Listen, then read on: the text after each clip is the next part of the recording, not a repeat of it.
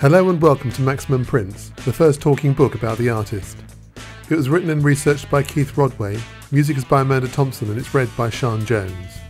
You can check out our full catalogue on our website at www.chromedreams.co.uk.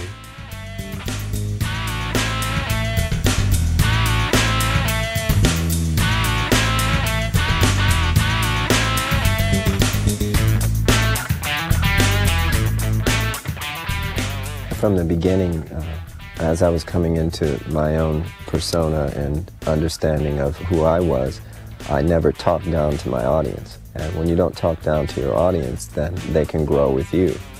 And I give them a lot of credit to be able to hang with me this long because I've gone through a lot of changes.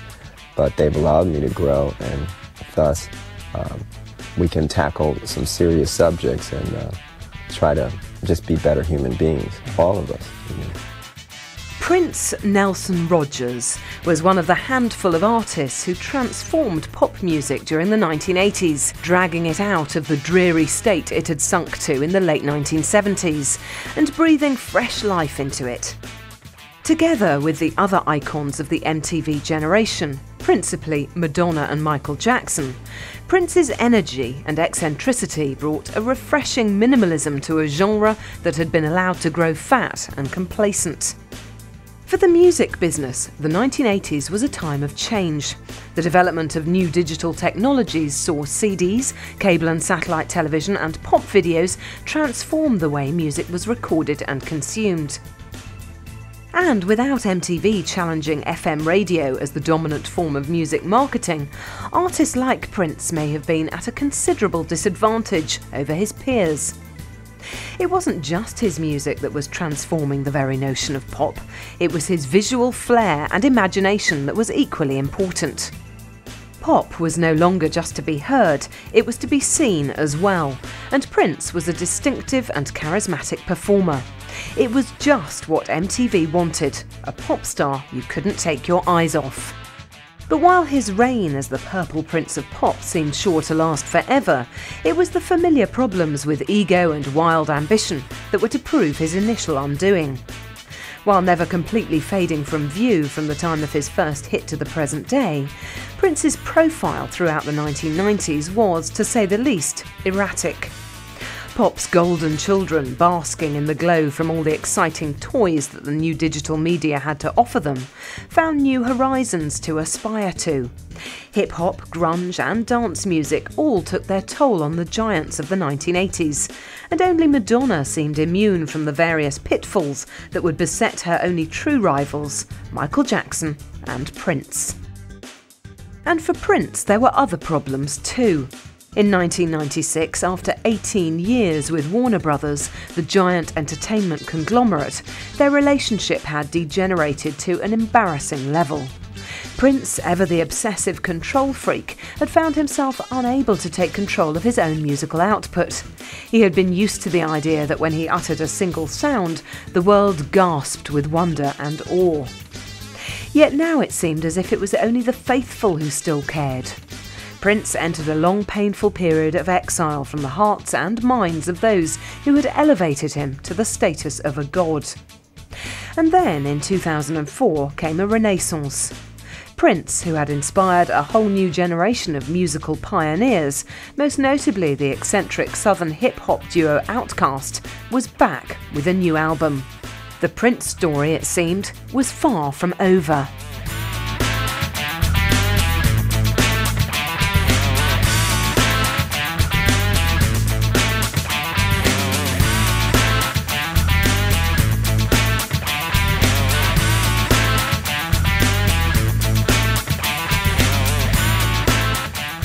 A lot of the people that come see us now, their parents listen to real music, real songwriting, real musicianship, and they respect somebody who takes their craft seriously. And I grew up that way, so you have to challenge them, and I think that's lacking in music today. Prince Rogers Nelson was born in the Mount Sinai Hospital in Minneapolis on June 7, 1958. From an early age, his passion was music.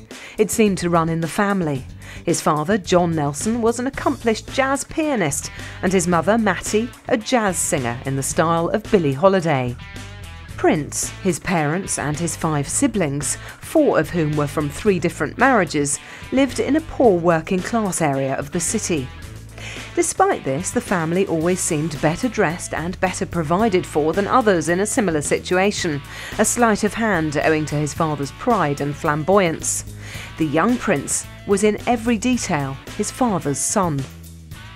When he was 5 years old, Prince was taken by his mother to see his father perform live on stage.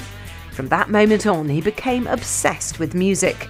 He was soon composing rudimentary melodies. His eclecticism took him to the piano, the guitar, almost anything that would produce a sound, including the radio. Having endured a spate of bullying at school, due principally to his small size, Prince discovered a way out taken by so many before him. He began to make people laugh. Something that may have been a matter of necessity for his own sanity. Prince was 10 years old when the realities of the world began to make themselves known. In his home life there was little to laugh about. There were frequent arguments, and his father had taken to hitting his mother. When they separated, Prince stayed with his mother and a new man came into his life, his stepfather, Hayward Baker. Theirs was not a happy relationship, and before long Prince had moved back with his father. This did not last long, however. John Nelson found his son, barely a teenager, in bed with a local girl, and relations between them quickly deteriorated.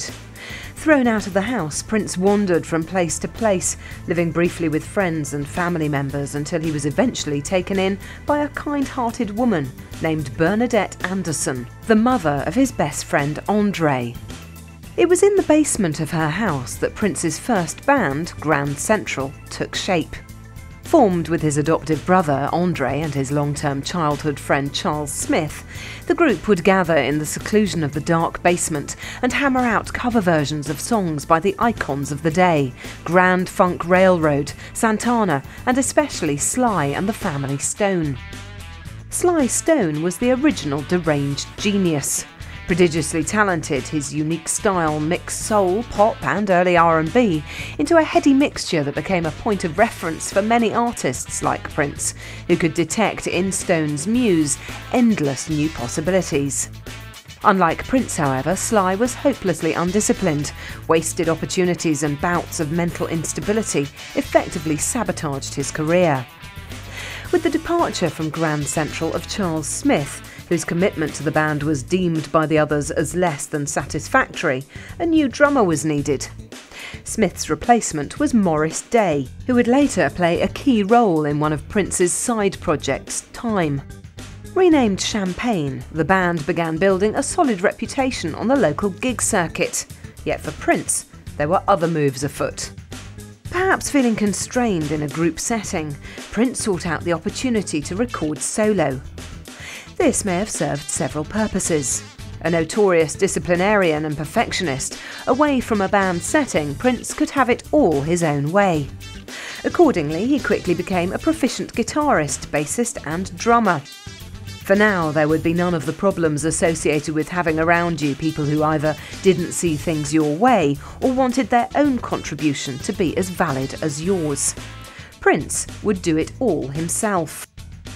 With the help initially of an expatriate Briton named Chris Moon, and then of a local entrepreneur introduced to Prince by Moon called Owen Husney, Prince quickly recorded several demos, and with Husney's gregarious assistance began hawking them around selected major record companies. Only Warner Brothers were prepared to offer him the deal he wanted, and on the 25th of June 1977, Prince signed a 3-record contract with one of the most powerful recording companies in America, renowned among their artists for their uniquely supportive attitudes. This followed shortly after his 19th birthday. Finally, the story of Prince, one of the most influential artists of his generation, had begun. Within a year, he had released his first solo album.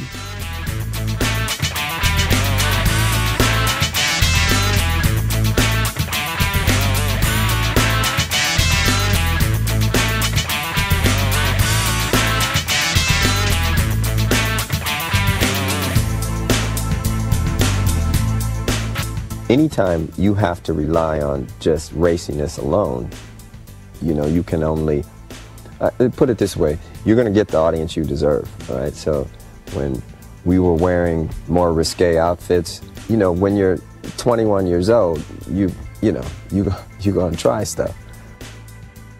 During his early days with Warner Brothers, Prince had to fight hard to get the autonomy he so desperately craved.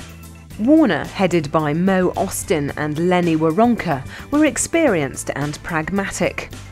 They were disinclined to believe that Prince, still in his teens, had what it took to generate a professional sound with his limited knowledge of recording techniques. Suggestions that his first album be produced by Maurice White, the drummer and leader of Earth, Wind and Fire, were rejected by Prince out of hand. For him, Earth, Wind and Fire were a disco act, and that meant the kind of lightweight fluff that had clogged the charts for much of the 1970s. Prince had different ambitions. He would not affront his own dignity with such a lowbrow musical form as disco. When it became clear that he would let no one interfere with his plans to play and produce everything on his first record, Warner let Prince have his own way. The result was For You, released in 1978. Prince was 20 and became one of the youngest artists to have recorded his first album alone. The results were less than earth-shattering. Although displaying a certain flair for arranging harmony parts, the record was lacking the kind of infectious hooks that classic pop thrives on. Prince's meticulous professionalism had used up $170,000 of the $180,000 budget allotted by Warner Brothers for the first 3 albums, and an argument with Owen Husney ended with Husney declaring their relationship terminated. A professional management company was drafted in, and things looked set to improve. But a showcase gig for Warner Brothers executives left them less than impressed by Prince as a touring prospect. Perhaps having taken stock of his own limitations, Prince began to record a second album called simply Prince. This time he concentrated less on fiddly and time-wasting overdubs. The sound of the new album was leaner and more direct. It yielded a single, I Wanna Be Your Lover, that climbed to the top of the soul chart and achieved a respectable placing of number 13 on the all-important national pop chart. Released in October 1979, it eventually achieved gold disc status. The album performed well too, reaching number 23 on the national chart, a respectable placing, and one that served to calm Warner's fears about their new prodigy. Things were looking up. This time Prince was allowed to tour.